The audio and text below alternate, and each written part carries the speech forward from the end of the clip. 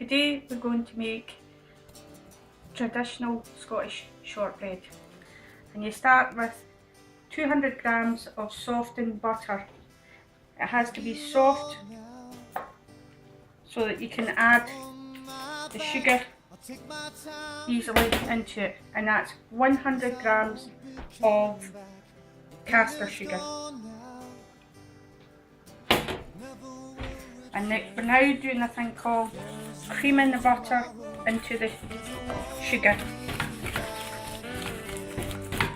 Now it does take a while, but if the butter's softened, it doesn't take as long to incorporate all the sugar in.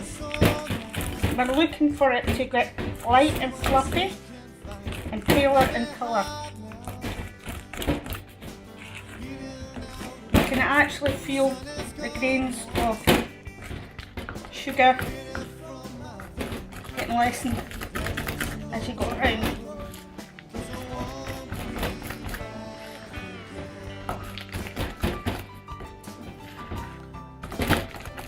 As you can see, it's starting to go fluffy and paler in colour.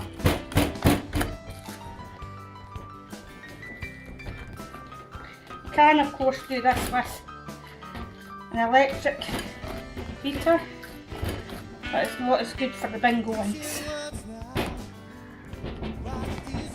To this we're going to add 300 grams of flour. Now you don't want to incorporate it all at once because it'll go everywhere. Just add it gradually.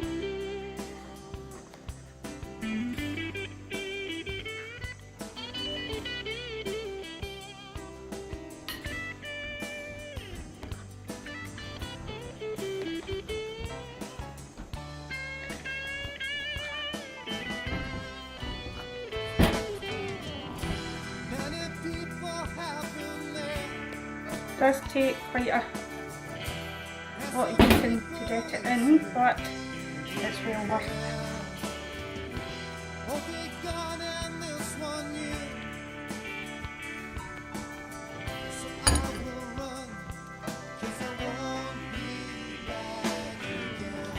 I know it looks like it's not going to come together, but it will. Promise.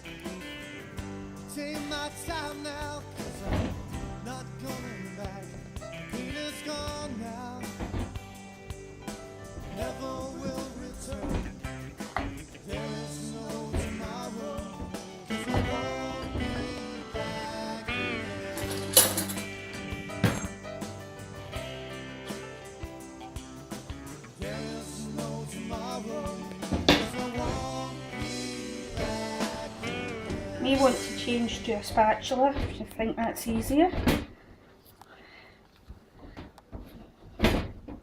You can see it's of a slightly wetter than breadcrumb texture.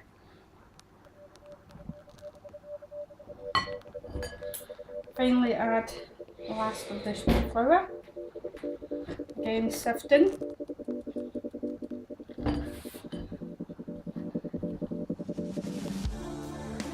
Just turn it over. And you can see it's starting to clump together, it's wanting to go together.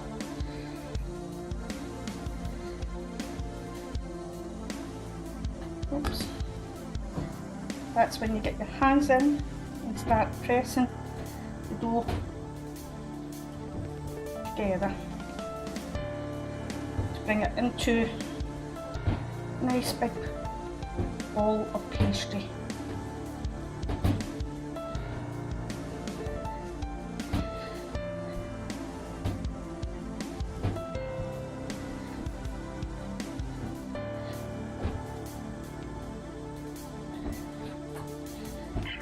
You don't want to work it too much, just enough to bring it together. If you work it too much, the heat from your hand melts the butter, making the pastry greasy.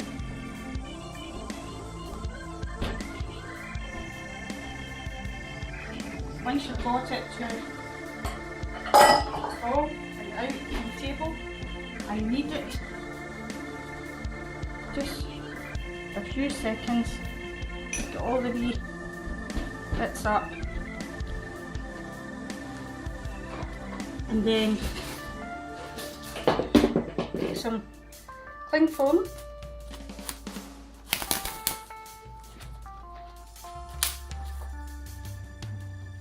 cover the ball with it, flatten it out.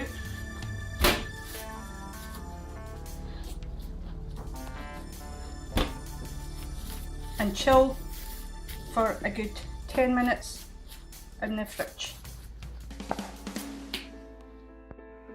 After 10 minutes of cooling, your pastry should be ready to roll out. Take some flour and put it over your board, table, whatever, and you want to roll it out. Try to make it into a square.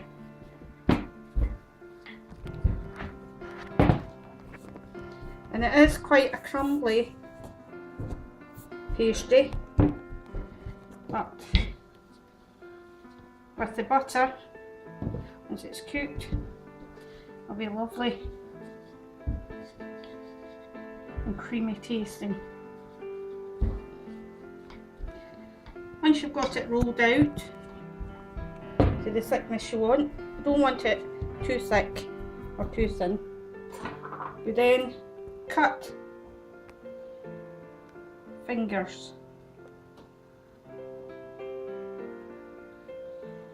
Now you could neaten off the edges if you wish, but that means you lose some of your lovely shortbread.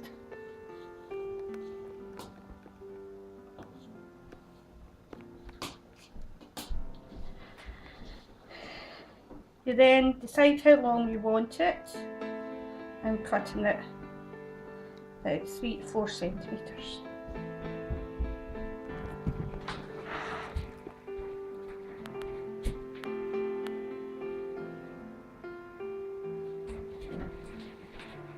Now you can, of course, use a cookie cutter and cut it into little rounds, or pull it out into a square and cut it into little squares, and then half that and you've got triangles. That works as well. I'm just going to put them out like this.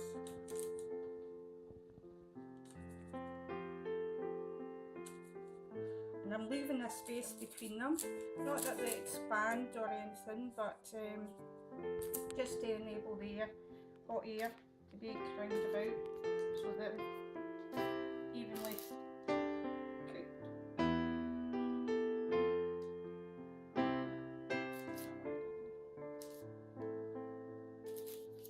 And then you put them into a hot oven, 180 degrees, gas mark 5, and I've got a fan assisted oven, so I put it down about 170 degrees. It goes in the middle shelf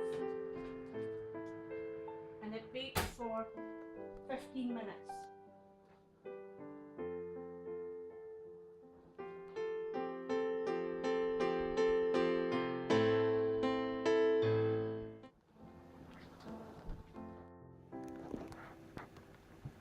After 15 minutes, take the shortbread out of the oven. It's now gone a golden biscuit colour,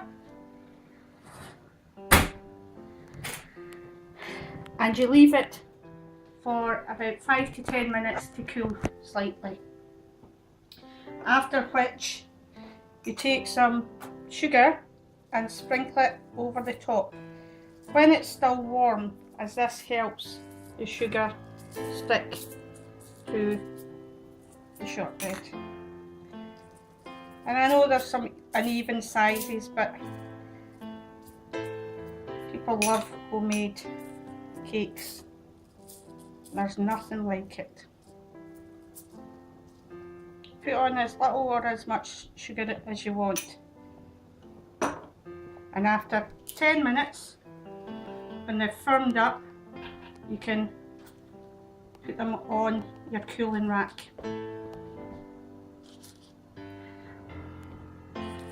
Leave for 15 minutes before eating to make sure they're crisped up, and enjoy.